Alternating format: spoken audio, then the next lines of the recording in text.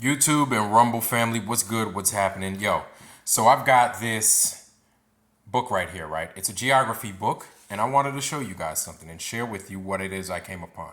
So, this is a book of universal geography, right? On the principle of comparison and classification. This was written in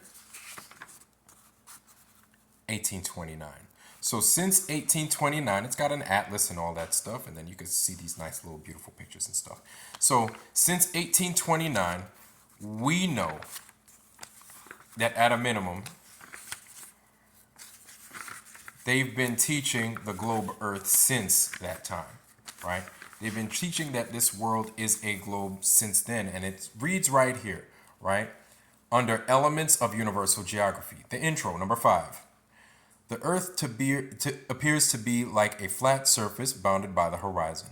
But in traversing the ocean or an extensive plain, the highest part of a ship or other objects, although it be the smallest, is seen first. Let's read this again, right? Let's continue rather. Which could not be if the earth were a flat surface. The boundary we imagine recedes before us as it is in fact the only boundary of our view.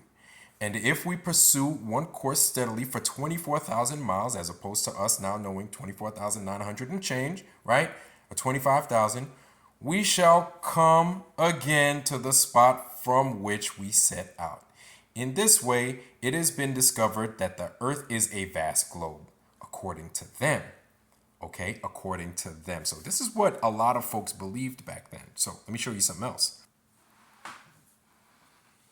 So here are the many maps that we have, right? All of them equidistant, flat earth, right? Equidistant, flat, not a globe, earth. All right, I'm going to continue. Here is Philip Lee's. I made the error by talking about Mercator's map, calling it Philip Lee's, but this is Philip Lee's, I believe, from what, the 16 or 1700s, this.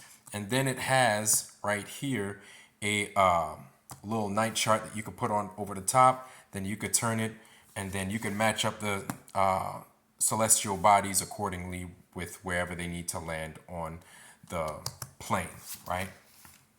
As per what the night is giving you. So here's another one. Longitude, latitude.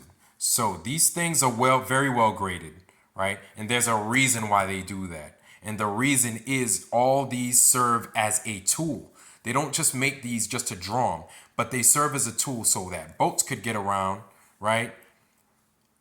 Airplanes ultimately in the future could get around. Hot air balloons from the dang 1700s and stuff, they could get around here. We have more recent ones, right? Africa, South America, North America and stuff. Canada, look at all that. Right over here, all that, right? And then there's more, man. We ain't done. There's more. Look at this. South America, Africa, the North American continent and everything right there, right? All that. All that. Then it continues. There's more. Boom. This looks like a more of a Richard Byrd-esque type map. Not necessarily anything with grades on it or anything like that, but same thing. South America, North America, Africa, right? Europe and everything else. More. There's more and there's more. This is another flat earth map that we're used to seeing, right? But maybe we don't give much credit to because of the design and everything else. But that's okay because people still understand that this place is not a globe, right?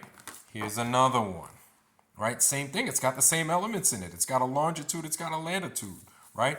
These things are used as tools. They're used as reference tools.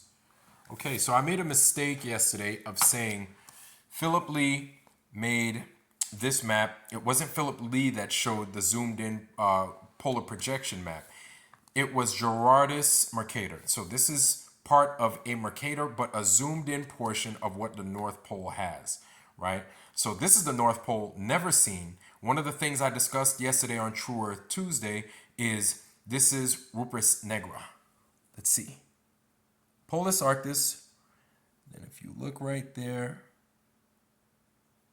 Rupes Negra. Rupes Negra, Black Rock, right? And then there's more. You have another thing right here. It is Polus Magnetis, right? I don't know what that is, but this is above the Bering Strait, just south of, which is funny, I'm saying south of the North Pole, but this is above the Bering Strait. It's funny because I've never seen this ever. Right there, I think, is Wrangel Island, and then right there is the Bering Strait, right? And then you have this thing. This thing doesn't appear on any maps, but let's continue. And I want to show you something. Right here is an atlas. This atlas is from, I'll show you, but this is an atlas. This is what they use. This atlas is one of the more recent maps and one of the more recent guides and standards that they use to get around. Notice how it has longitude, latitude. It's got your continents, right? It's got your continents, everything else. It's got Atlas holding up the earth, but that's none of my business anyway. You should be doing a firmament, but let's continue. So the first printing, July 1954. Last printing, sixth printing rather, February 1958. Let's continue. So does this name look familiar? Caleb D. But that's Caleb D. Hammond.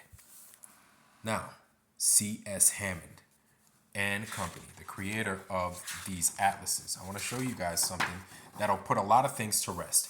This is a flat earth, equidistant map, right?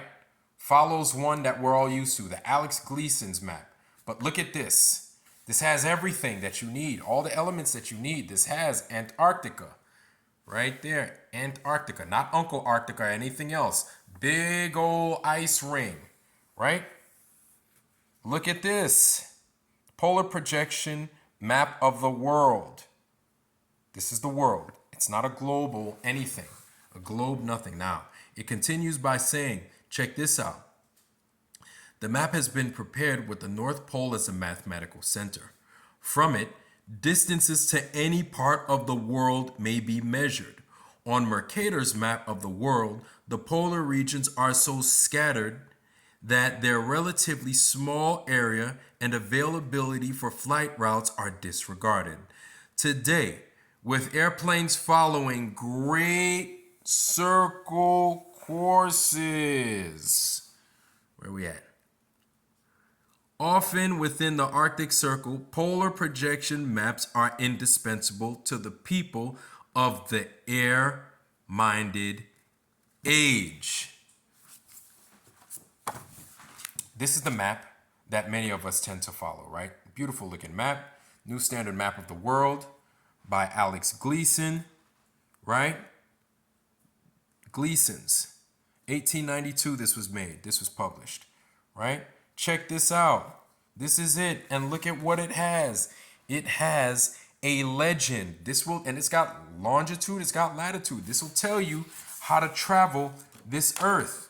You think I'm bullshitting, but look at this. Army Air Force's map of the world. These are airplanes. These are bombers and fighters. Look, they get around. You think I'm lying? I'm not. Because why? They have a legend. Every 5 hours is clocked at 200 miles an hour. This is the distance covered for wherever they have to fly to. So I'm not making any of this up. Please, guys, please do your own due diligence, do your research before you come around and say that the flat earth model does not have a model to use, does not have a model that's used, that's followed, because it is actually the world standard for people that travel with airplanes, hot air balloons, or boats. So, aside from all that, make sure you tune in to True Earth Tuesday. I'm going to be having good internet next time. Flat Earth Friday with the Ghost of Judah Tribe. Make sure you tune into that too. I'll be there to show my crazy looking self, but we're going to have a good time. I want you guys to be there. I want you guys to enjoy it. Make sure you like, make sure you sub. With that, YouTube and Rumble family, I wish you guys nothing but the best. Health, wealth, love, joy, prosperity, most of all, wisdom. And with that, I love you. I'm out. Peace.